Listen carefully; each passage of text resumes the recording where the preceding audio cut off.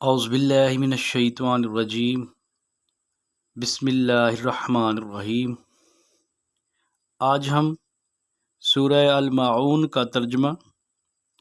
اور مختصر تفسیر بیان کریں گے۔ اللہ رب العزت سے دعا ہے کہ اللہ ہمیں اسے صحیح بیان کرنے اور اس پر عمل کرنے کی توفیق عطا فرمائے۔ ارأیت الذی یکذب بالدین، تم نے دیکھا اس شخص کو جو آخرت کی جزا و سزا کو جھٹلاتا ہے۔ فذالک الذی یدعو الیتیم، وہی تو ہے جو یتیم کو دھکے دیتا ہے۔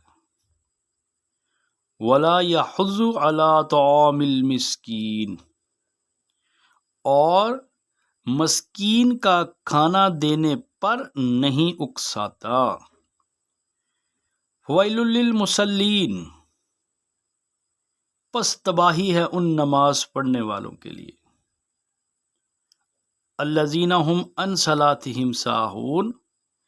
جو اپنی نماز سے غفلت برتتے ہیں۔ الذین هم یراؤون، جو ریاکاری کرتے ہیں۔ ویمنعون الماعون،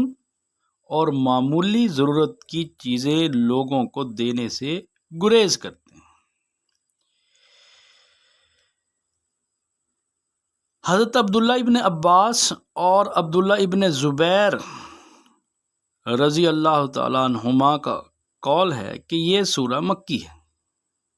اور یہی قول عطا اور جابر رحمہ اللہ کا ہے۔ لیکن ابو حیان نے البحر المحیط میں ابن عباس اور قتادہ اور ضحاک کا یہ قول نقل کیا ہے کہ یہ مدینہ میں نازل ہوئی۔ ہمارے نزدیک خود اس سورہ کے اندر ایک داخلی شہادت ایسی موجود ہے جو اس کے مدنی ہونے پر دلالت کرتی ہے، اور وہ یہ ہے کہ اس میں ان نماز پڑھنے والوں کو تباہی کی وعید سنائی گئی ہے جو اپنی نمازوں سے غفلت برتتے ہیں اور دکھاوے کے لیے نماز پڑھتے ہیں۔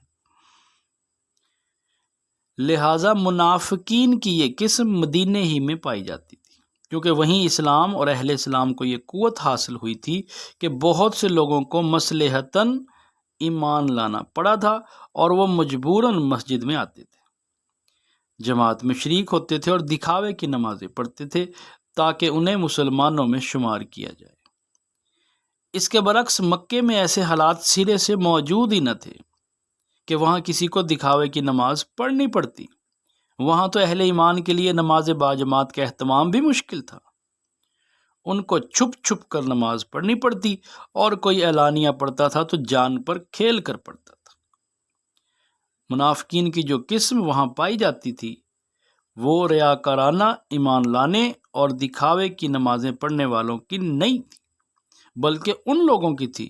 جو رسول اکرم صلی اللہ علیہ وآلہ وسلم کے برسر حق ہونے کو جان اور مان گئے تھے، مگر ان میں سے کوئی اپنی ریاست و وجاہت کو برقرار رکھنے کی خاطر اسلام قبول کرنے سے گریز کر رہا تھا، اور کوئی یہ خطرہ مول لینے کے لیے تیار نہ تھا کہ مسلمان ہو کر ان مصائب میں مبتلا ہو جاتے جن میں وہ ایمان لانے والوں کو اپنی آنکھوں کے سامنے مبتلا ہوتے دیکھ رہے تھے۔ اب آتے ہیں اس سورہ کے اصل متن کی طرف۔ ارأیت الذی یکذب بالدین، تم نے دیکھا اس شخص کو جو آخرت کی جزا و سزا کو جھٹلاتا ہے۔ لفظ ارأیت یعنی تم نے دیکھا کا خطاب بظاہر نبی کریم صلی اللہ علیہ وسلم سے ہے، مگر قرآن کا انداز بیان یہ ہے کہ ایسے مواقع پر وہ عموماً ہر صاحب عقل اور سوچنے سمجھنے والے شخص کو مخاطب کرتا ہے، اور دیکھنے کا مطلب آنکھوں سے دیکھنا بھی ہے، کیونکہ آگے لوگوں کا جو حال بیان ہونا ہے، یعنی صورت میں جو آگے بیان ہو رہا ہے ہر وہ دیکھنے والا اپنی آنکھوں سے دیکھ سکتا ہے۔ اس کا مطلب جاننا، سمجھنا اور غور کرنا بھی ہے۔ عربی کی طرح اردو میں بھی دیکھنے کا لفظ اس دوسرے معنی میں استعمال ہوتا ہے۔ مثلا ہم کہتے ہیں میں دیکھ رہا ہوں، اور مطلب یہ ہوتا ہے کہ میں جانتا ہوں یا مجھے خبر ہے۔ یا مثلا ہم کہتے ہیں کہ ذرا یہ بھی تو دیکھو، اور مطلب یہ ہوتا ہے کہ ذرا اس بات پر بھی غور کرو۔ پس اگر لفظ ارعیت کو اس دوسرے معنی میں لیا جائے تو آیت کا مطلب یہ ہوگا کہ جانتے ہو وہ کیسا شخص ہے جو سزا و جزا کو جھٹلاتا ہے، یا تم نے غور کیا اس شخص کے حال پہ جو جزائے اعمال کو جھٹلاتا ہے۔ اصل میں یکذب بالدین فرمایا گیا یہ لفظ جو ہے الدین کا لفظ قرآن کی اصطلاح میں آخرت کی جزائے اعمال کے لیے بھی استعمال ہوتا ہے اور دین اسلام کے لیے بھی، لیکن جو باتیں آگے ہو رہی ہیں اس کے ساتھ پہلے معنی ہی زیادہ مناسبت رکھتے ہیں، اگرچہ دوسرے معنی بھی سلسلہ کلام سے غیر مطابق تو نہیں ہے۔ عبداللہ ابن عباس رضی اللہ تعالیٰ نے دوسرے معنی کو ترجیح دی ہے اور اکثر مفسرین پہلے کو ترجیح دیتے ہیں۔ اگر پہلے معنی لیے جائیں تو پوری صورت کے مضمون کا مطلب یہ ہوگا کہ آخرت کے انکار کا عقیدہ انسان میں یہ سیرت و کردار پیدا کرتا ہے، اور دوسرے معنی لیے جائیں تو پوری سورہ کا مدعا دین اسلام کی اخلاقی اہمیت کو واضح کرنا قرار پائے گا۔ یعنی کلام اللہ کا مقصد یہ ہوگا کہ اسلام اس کے برعکس سیرت و کردار پیدا کرنا چاہتا ہے جو اس دین کا انکار کرنے والوں میں پائی جاتی ہے۔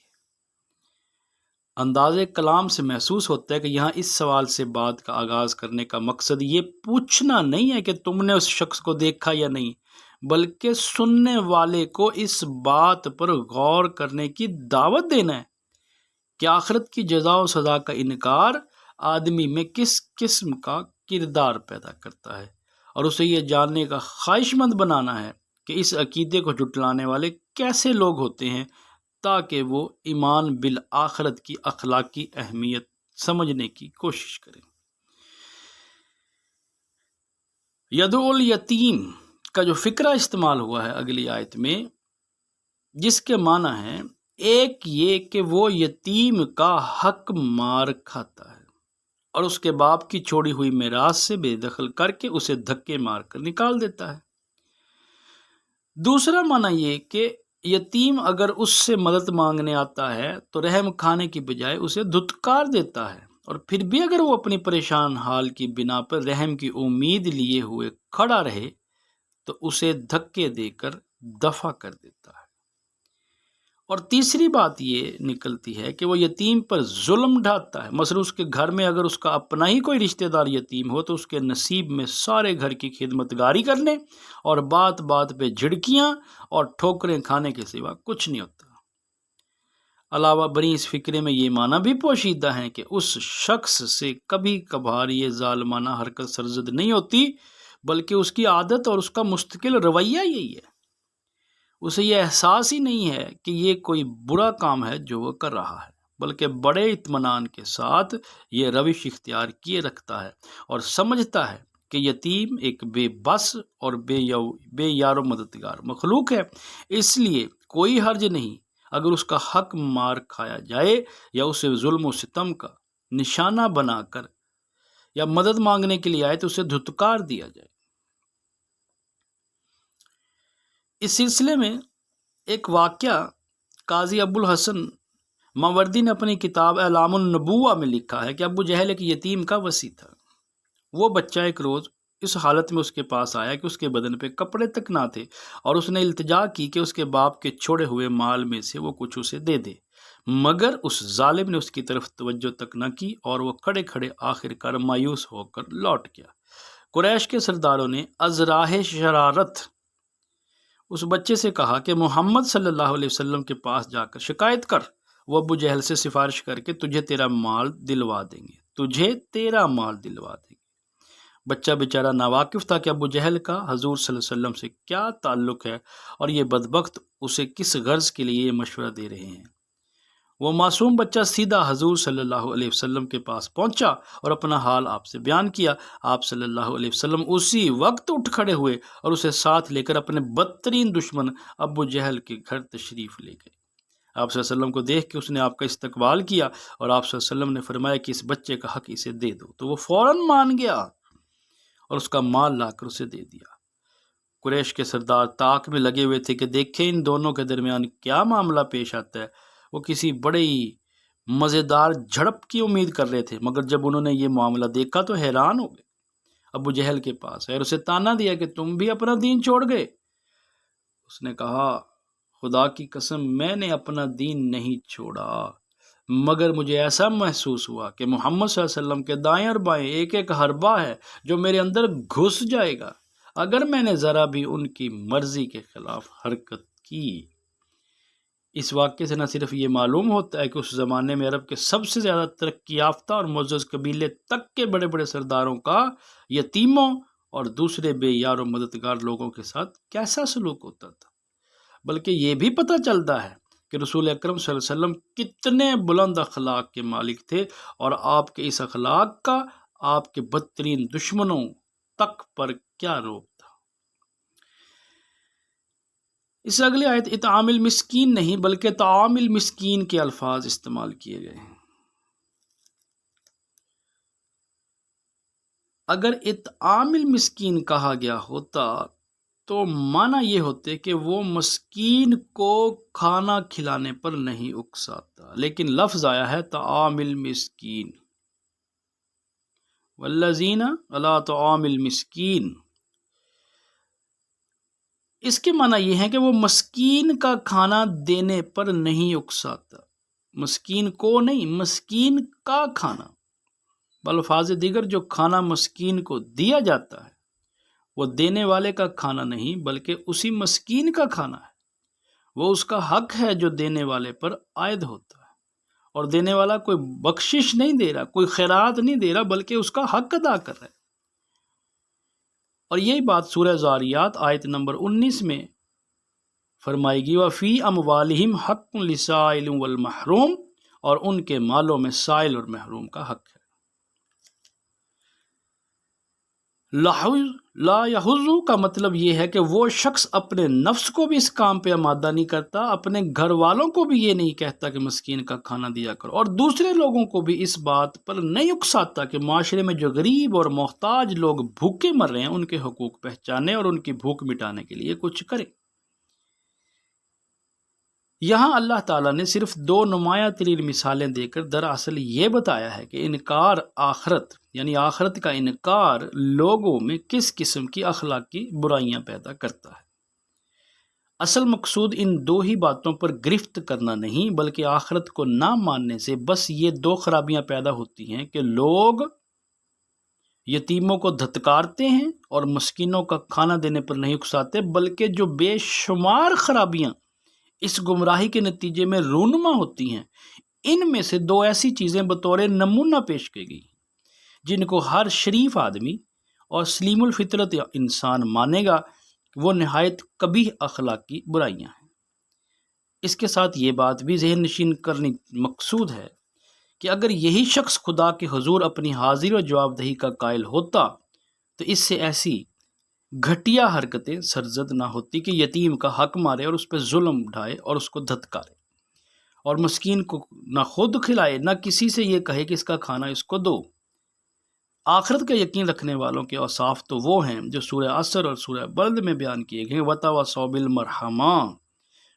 وہ تو ایک دوسرے کو خلق خدا پر رحم کھانے کی نصیحت کرتے ہیں، اور وَتَوَاصَوْا بِالْحَقِّ، اور ایک دوسرے کو حق پرستی اور ادائے حقوق کی نصیحت کرتے ہیں۔ اگلی آیت میں فَوَيْلٌ لِلْمُصَلِّينَ کے الفاظ استعمال کیے گئے ہیں۔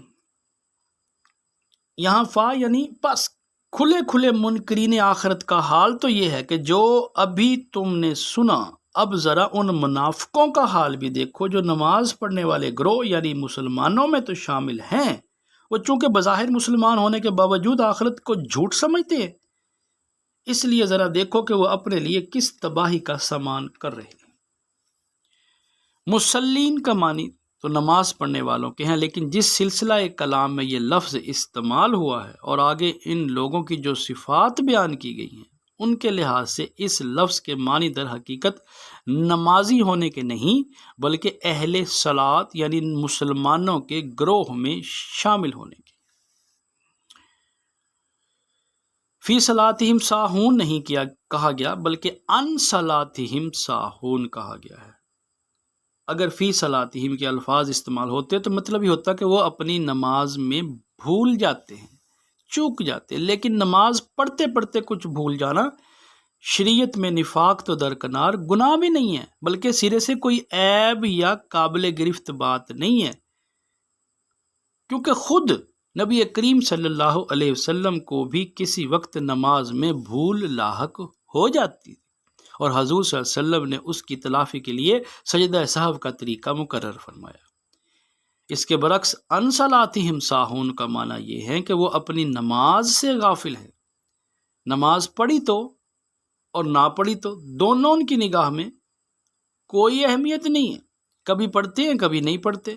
پڑھتے ہیں تو اس طرح کے نماز کے وقت کو ٹالتے رہتے ہیں، اور جب وہ بالکل ختم ہونے کے قریب ہوتا ہے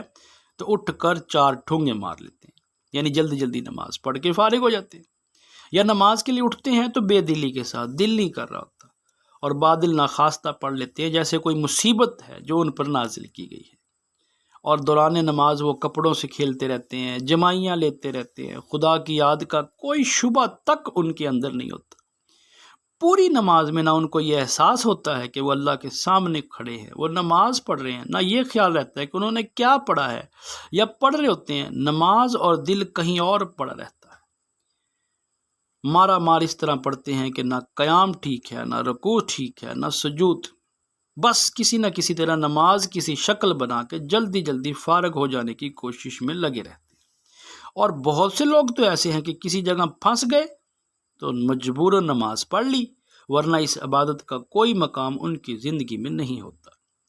نماز کا وقت آتا ہے تو انہیں محسوس تک نہیں ہوتا کہ یہ نماز کا وقت ہے۔ مؤذن کی آواز کان میں آتی ہے تو انہیں یہ خیال تک نہیں آتا کہ یہ کیا پکار رہا ہے، کس کو پکار رہا ہے، کس لیے پکار رہا ہے۔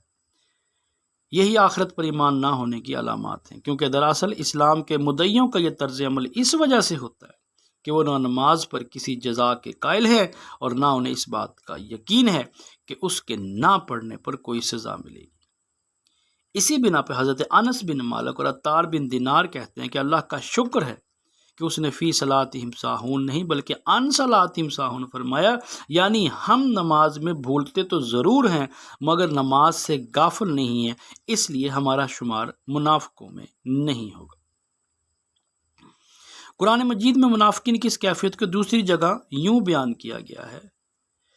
وہ نماز کے لیے نہیں آتے مگر کسمساتے ہوئے، اور اللہ کی راہ میں خرچ نہیں کرتے مگر بادل نخواستہ۔ یہ سورہ توبہ میں آیت نمبر 54 بیان کی گئی ہے۔ رسول اکرم صلی اللہ علیہ وسلم فرماتے ہیں یہ منافق کی نماز ہے، یہ منافق کی نماز ہے، یہ منافق کی نماز ہے۔ عصر کے وقت بیٹھا سورج کو دیکھتا رہتا ہے، یہاں تک کہ جب وہ شیطان کے دونوں سینگوں کے درمیان پہنچ جاتا ہے، یعنی غروب کا وقت قریب آ جاتا ہے، تو اٹھ کر 4 ٹھونگے مار لیتا ہے جن میں اللہ کو کم ہی یاد کرتا ہے۔ حضرت سعد بن ابی وقاص سے ان کے صاحبزادے مصعب بن سعد روایت کرتے ہیں کہ میں نے رسول اکرم صلی اللہ علیہ وسلم سے ان لوگوں کے بارے میں پوچھا جو نماز سے غفلت برتتے ہیں، تو آپ صلی اللہ علیہ وسلم نے فرمایا کہ یہ وہ لوگ ہیں جو نماز کو اس کا وقت ٹال کر پڑھتے ہیں۔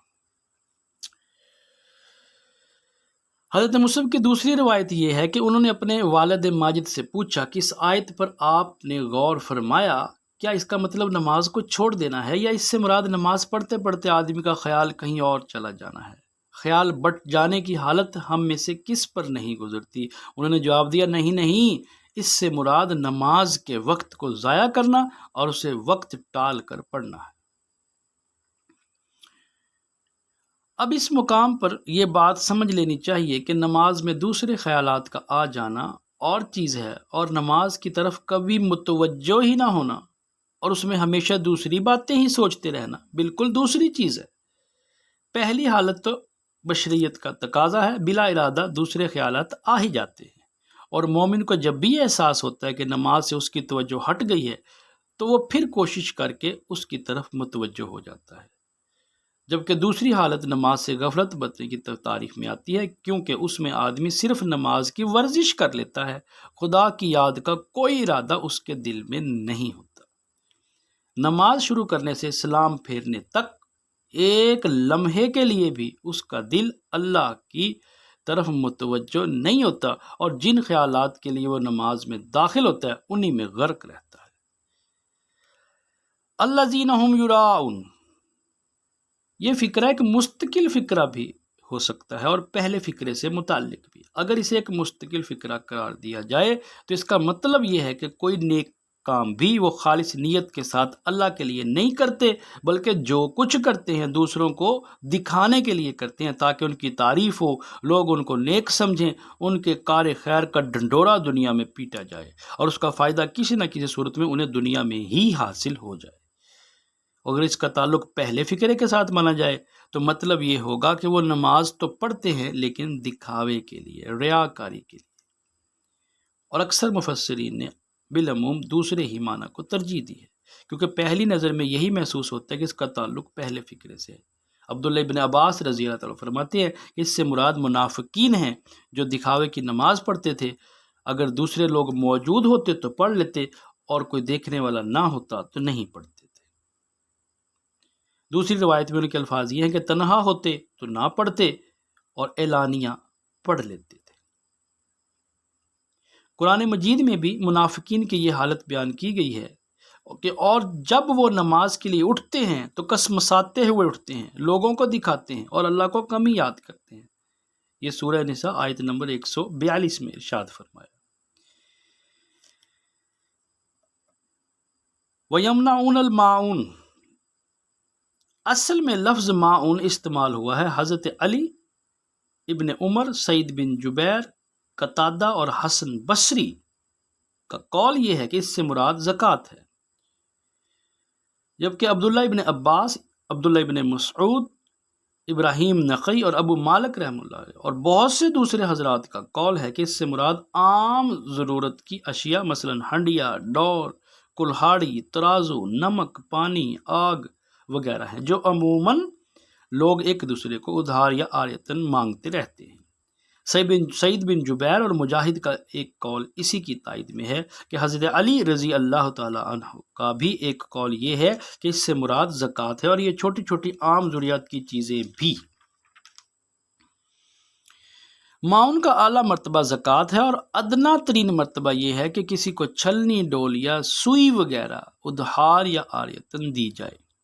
حضرت عبداللہ ابن مسعود فرماتے ہیں کہ ہم اصحاب محمد صلی اللہ علیہ وسلم یہ کہا کرتے تھے، اور بعض روایات میں ہے کہ حضور صلی اللہ علیہ وسلم کے عہد مبارک میں یہ کہا کرتے تھے کہ معاون سے مراد ہنڈیا، کلہاڑی، ڈول، ترازو اور ایسی ہی دوسری چیزیں ہیں۔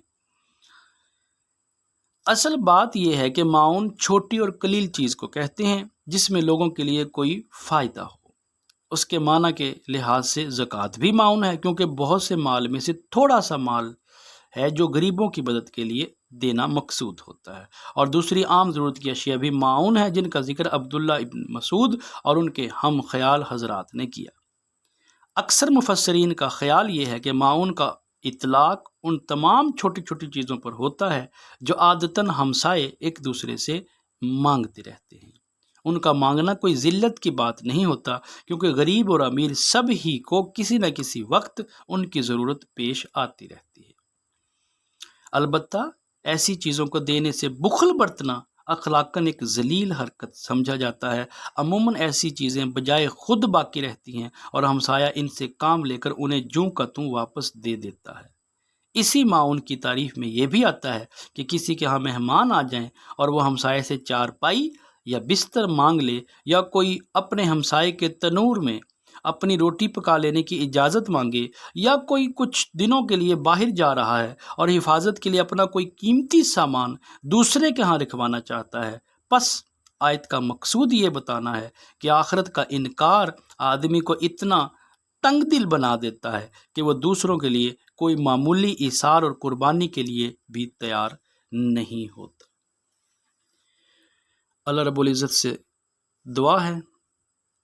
کہ اللہ تعالی ہمیں قرآن پاک پر عمل کرنے